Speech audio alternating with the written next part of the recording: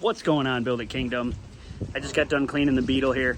Let me show you what I did to this before we get started on the race car. So first thing visually you can see is we have Nerf bars now. Put those on. That was a little fun, but we got those on both sides. Then we put the back seat in. We have a back seat. I can tell you that I don't know who's supposed to be able to sit back there. Someone with toothpick legs, maybe? I don't know. Put the back seats in with some seat belts. And then I don't know if you'll be able to see this. We cleaned up the bottom of the car, put some rust reformer on it, and sprayed it with bed liner. So this thing is basically ready to get put away for winter. Winter is coming. I'll probably drive it a few more times. It is for sale. $6,500 or best offer if somebody wants to buy it. Otherwise, it'll go into storage and we'll pull it out in the spring and get back to driving it. Possible trades, maybe. I think about, you know, muscle cars or something. Somebody wanted to trade something for it. But that's where we're at with that. Now let's move in and take a look at this race car. All right, so I guess I'm going to tell you a little story. As we know, this motor has a weak cylinder 3. Still performing pretty well, but not on the stage we're going to try to go perform on. A 12,000 to win race is going to bring all the top dogs. Everybody from Florida up, East Coast, fastest cars in the country are going to be at this show. I've raced with these guys before. I did it with a stock motor. Actually, that motor over in the corner over there, you probably can't see. The one with the American flag valve cover, you've seen it before. I showed you the timing mark on it there a couple weeks back. That motor is a stock 2.4 that we took out of a wrecked Malibu with 141,000 miles on it. But compression tested good, so both of my championships are on that motor. And we took that motor to King of Compacts and finished 6th. So we qualified, it's either 18th or 13th, I can't remember. We'll call it 18th. We qualified 18th fastest and then wound up 6th in the feature when it was all said and done. So awesome for a stock 2.4 with a tune. But unless you have deleting a tune, that's it. I ran that motor for a couple years. It still has good compression. When I built this motor, we just took it out and set it on the wheel dolly over there as a backup for if something happened to this one. Something happened to this one. But we're not going to put the stock one back in. My teammates decided that if I'm going to go do this, I need more horsepower. So a little story about a motor. Don built a 2.4 a couple years back. It's a stock 2.4 bottom with a 20,000 shaved head that's ported and polished and has cams in it. I believe they're the same cams that are in this car, but this car is not ported and polished. So I guess, I mean, you've seen the dyno sheets of this car. Terrible, like 170 horsepower, maybe. Probably less than that, which is stock or below. Like stock factory spec is like 170. So not impressive. So just putting cams in, with everything else stock, that head is shaved 20 thousandths as well, but without the port and polish, it does nothing. It's basically a waste. You know, it might move your power band up a little, but other than that, it doesn't seem to really do anything for you.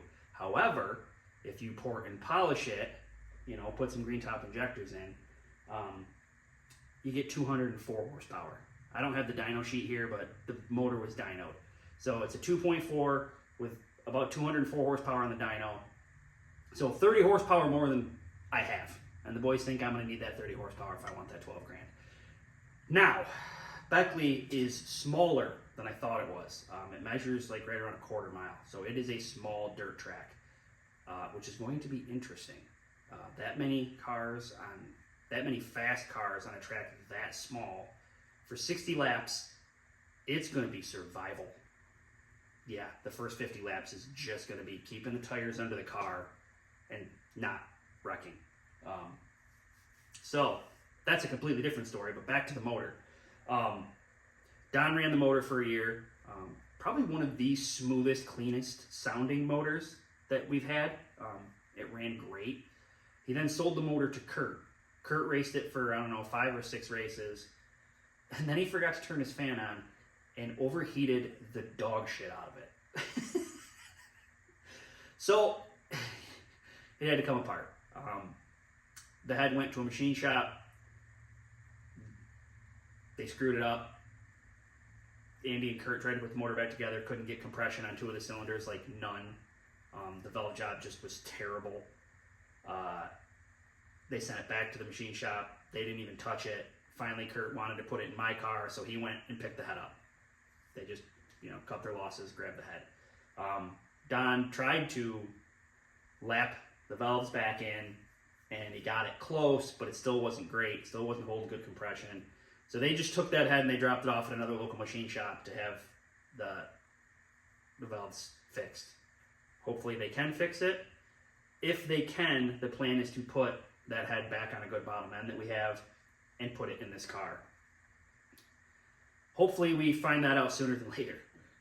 If that doesn't work, I'll be taking the head off of this motor and putting it on that good bottom end, because we are 80% sure we got a broken ring on this car, piston ring, at least 1 if not 2. I've had oil on cylinder 4 and cylinder 3 spark plug, but we know cylinder 3 leaked down terrible. So cylinder 3 almost definitely has a broken ring. So this bottom end is, we're gonna call it done for. We'll put it on the stand after we get it out, and maybe we'll rebuild it. But for now, we need a motor for Beckley. And this car does perform well. So if I put that head on the other bottom end, I don't have to change anything. I don't have to change ECM or nothing. I can just put it in. If we put the other motor in, we got to put the other ECM in, which isn't that big a deal. But basically, I have to be ready to put a motor in this car one way or another. My plan wasn't to race again till Beckley, but considering what we're trying to do, I should really shake the car down before I drive 7.5 hours down to West Virginia, which means Outlaw next weekend. That's a lot to get done. Yeah, and I got a bunch of running around to do today, so I'm not going to get much done today. So tomorrow, we're going to tear the drivetrain out of this car. What I didn't mention is we're also going to swap the transmission, because Beckley is so small and I need an option of tires. And with the 363, I'm going to have tiny, little tiny tires. So we're probably going to put a 384 in, give me a little more room to play with tires to get where I want to be on RPM. So if that motor works, we will bolt it to a welded 384 that we have with a new clutch and all kinds of new stuff, and we will throw it in this car and we will go test and tune it Outlaw next weekend. But everything kind of has to go correctly for that to happen. So it's in here. I'm going to get it up on the lift, get the wheels and tires off of it. We're going to replace the entire suspension on this side because some stuff is bent. I don't think it's one thing that's bent. I think it's a lot of stuff that's bent from the Genesee hit and the heat race. So we're going to replace everything on this side. We're going to replace the rack because I think the rack might be bent. So we got a lot to do in this area up here. So get this thing up on the lift, get these wheels and tires off, get prepped so that tomorrow morning we can tear this drivetrain out of this car. Then we're going to time it. We're going to time it tomorrow, see how long it takes me. I've done it more times than I can count. So we'll see tomorrow. But today, let me get this thing up in the air, get the wheels and tires off of it, and then tomorrow morning, we're going to hammer it, get it tore down, and then we got to find out what we're doing with that motor. I don't even have the parts for the front end yet for this side. It's all ordered, but they ain't here yet. So we got to get ready so that we can keep moving forward.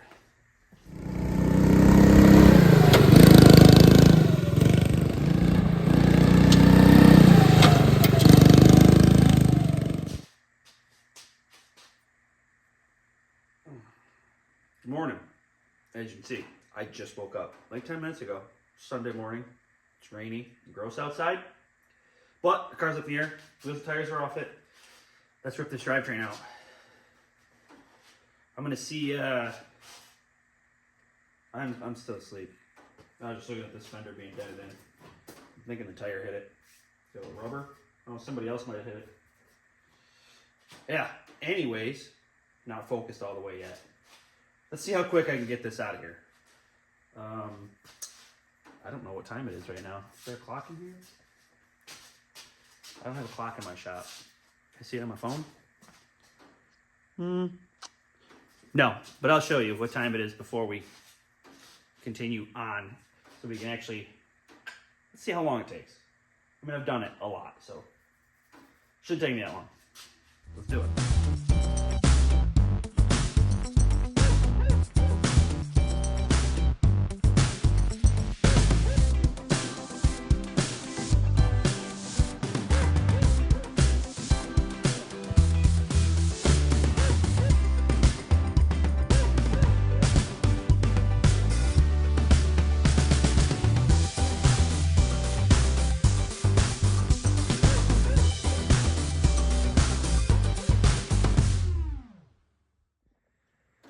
Okay, the drivetrain is out of the car. We started at 8:50. I ended the video at 9:57. Just over an hour. That's pretty good. I mean, I think that's pretty good. But anyways, you guys have seen me do this a bunch of times, but zip ties are your friend. Zip ties holding wires and hoses out of the way.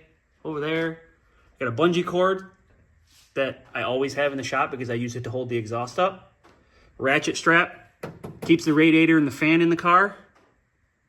Not that you have to, but it just makes it easier. It's one less thing you got to mess with. Yeah. That's it. I got all the, oh, look at that. Just happened to tip the camera just right. All the grounds are zip tied together. That way I don't lose any. Grounds are so ridiculously important with these cars. It's stupid. Like one ground will screw everything up. I always do that. I pull the grounds off and immediately zip tie them all together. So there you go. It's out down there on the floor. Now, I think I'm going to clean up that engine compartment. Sure, whatever. Maybe put a coat of paint on it. I'll probably hold off on that because that motor is going to come back out again after we get it back home because I don't normally run a 384. So it will be coming back apart. So I'm going to redo the whole body on the car over the winter, and we're going to repaint the interior. I'm probably going to paint the engine bay. We're going to clean the whole thing up. It needs a once over. So, whew. All right. Well, now the cradle is separated from the motor and training. I'm not sure exactly what I need to take off of this because we're not sure what we're doing with the motor yet, but we know the bottom end is not great. So I might as well take pretty much everything off of it. Might as well take the alternator off. Probably going to need that for the other motor anyway. I doubt it's got any accessories on it. So I might as well strip everything off this motor. Intake, alternator. The head's definitely coming off. But the head can wait until we know exactly what it is we're doing. But the bottom end we know is not good. So transmission off, alternator off, intake off. Yeah, might as well strip all that crap off of there. But I'm not going to do that today because I think my wife wants to go do something. So maybe I'll pick at that tomorrow or something. But that's off. If you've got wheel dollies laying around, they work really good for motors. You can just set the motor right on there. A lot of times I'll throw a ratchet strap over it, and then I can just slide it over in the corner. Like my backup motor over there. That's the one I was talking about earlier. 141,000 mile Malibu motor. That's a good girl right there. A lot of winds on that motor. But you see, that one's on a car. I don't even have a ratchet strap on that one. It's just sitting on a cart. But yeah, these Harbor Freight wheel, I don't know if those ones are Harbor Freight. Maybe they are. Probably. They probably are Harbor Freight wheel dollies. Those things work great for setting your motors on. You can slide them over in the corner out of the way. I didn't do a good enough job cleaning the race car. See how much mud's on there? I must have drove through a puddle. Thing's filthy.